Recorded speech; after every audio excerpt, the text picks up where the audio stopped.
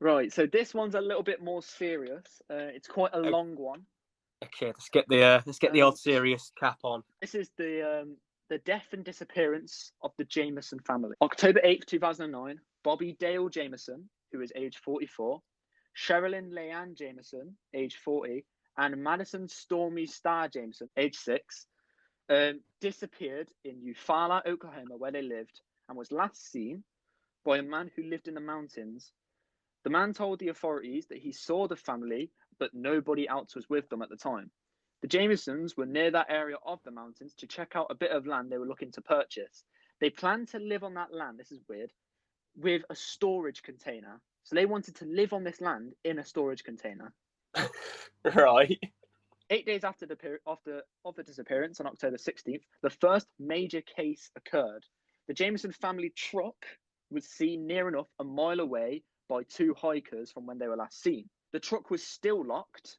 Now, this is weird, right? Inside the truck was Bobby's wallet and phone, Sherilyn's purse, a jacket, a GPS, and $32,000 in cash in a money bag stashed below the driver's seat. The pet dog of the family was in the car, but was somehow still alive. Bobby's phone was opened with a picture of his daughter Madison, which was believed to be taken the day before the disappearance. The truck showed no sort of damage or struggle. Former sheriff who was working on this said that he believes they were forced or willingly pulled over. So it was they were either forced or they willingly just pulled over to meet someone they recognized. The GPS in the truck indicated that the family had been near a hill prior to where the truck was found. Investigators followed where the GPS was heading and they found footprints near a mud path. One day later, on October 17th, over 300 people, including authorities and volunteers, formed a large search for the family. Unfortunately, nothing was found and the case was called off. 4 years after their disappearance, on November 16th, 2013, the second major case occurred. Deer hunters were looking for a location to find deer since it was quite popular around that area, discovered skeleton remains of three different bodies, two adults and one child. The remains were Oh, spotted 2.7 miles away from the Jamison truck.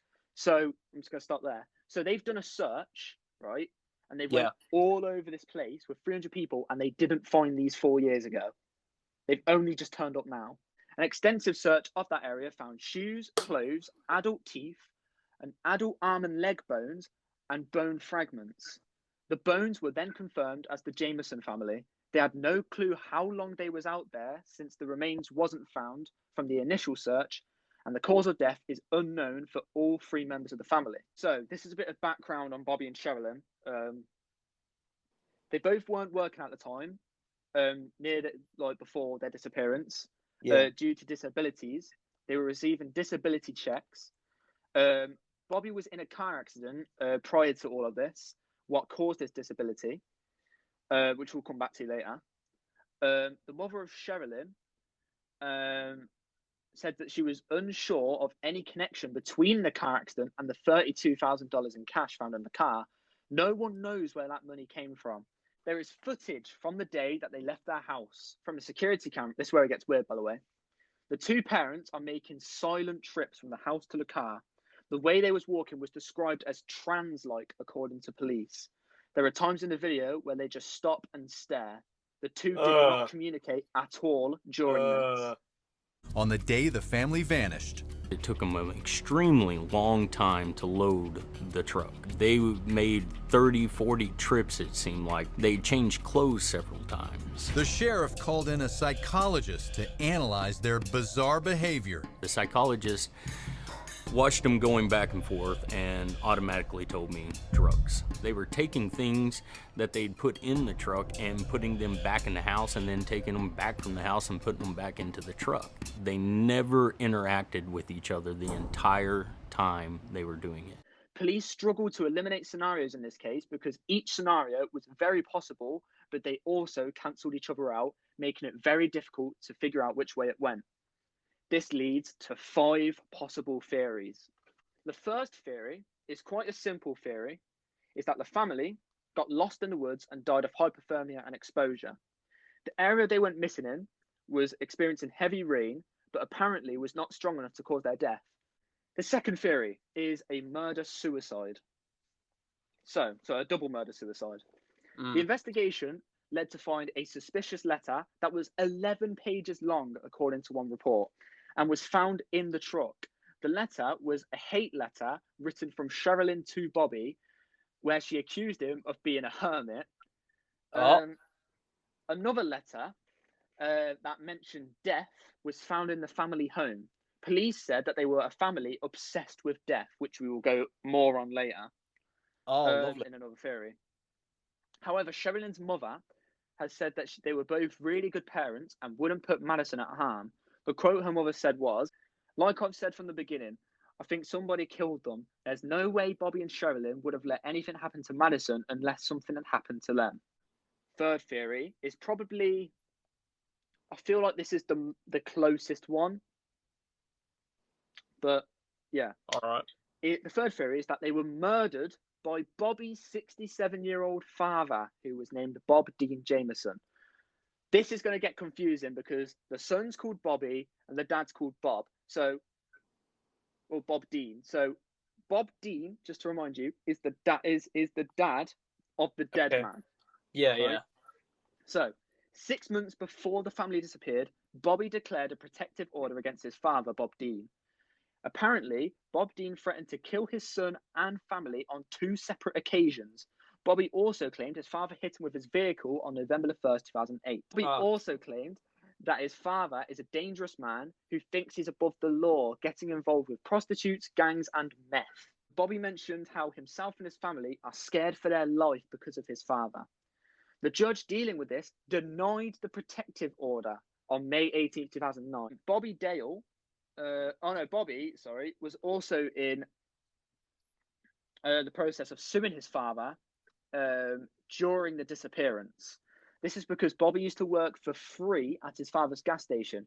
He was promised that half the sales would be given to him, but never did. So that's why he was being sued. Okay. However, the police described Bobby and Sherilyn as scammers as they sued 3 others in 2005 after a car accident. Jack Jamison, who's Bobby's uncle, claimed that he didn't have anything to do with the car accident since he had other stuff on at the time. Father of Bobby, Bob Dean, died on December 2009 after the family disappeared. Other family members still believe that the death to the Jamisons was down to foul play, which leads to our fourth theory. Do you know what? I'm going to ask you this first. So far, what do you think of the two? Like, obviously they're dead now, but Bobby and Sherilyn, obviously, there's letters that of them accusing each other of being a hermit, letters of death, but like, it's obviously putting all that and the trans stuff aside, it's just a normal family going on what seems to be some sort of trip to their mountains where they were going to put that storage container, right? Yeah.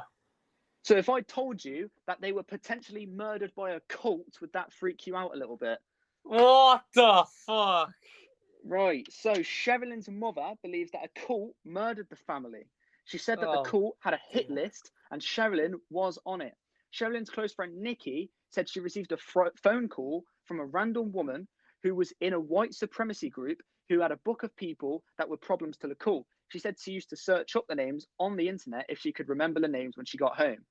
It would lead her to a missing persons cases, including the Jamison family. Many years earlier, in 1993, a newspaper article said that there are many cults around the eastern area of Oklahoma where they were.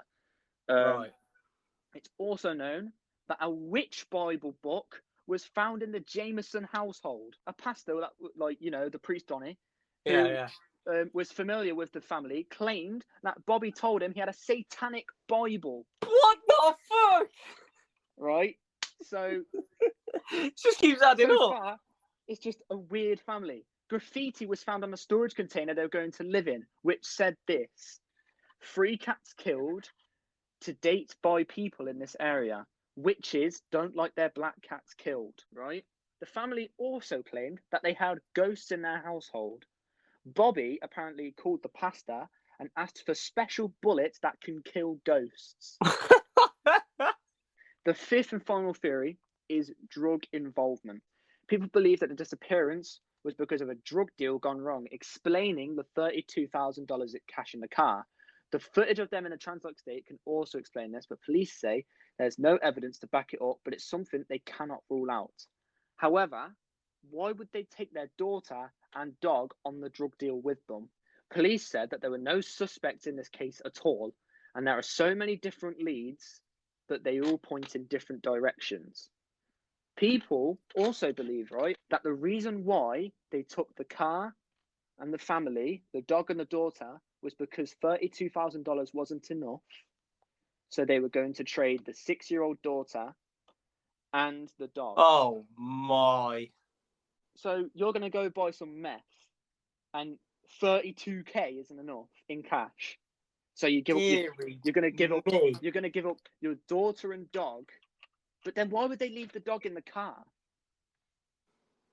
Yeah. Why is the dog still in the car? Why is the dog? And then if they've got out the car, why haven't they took the cash with them?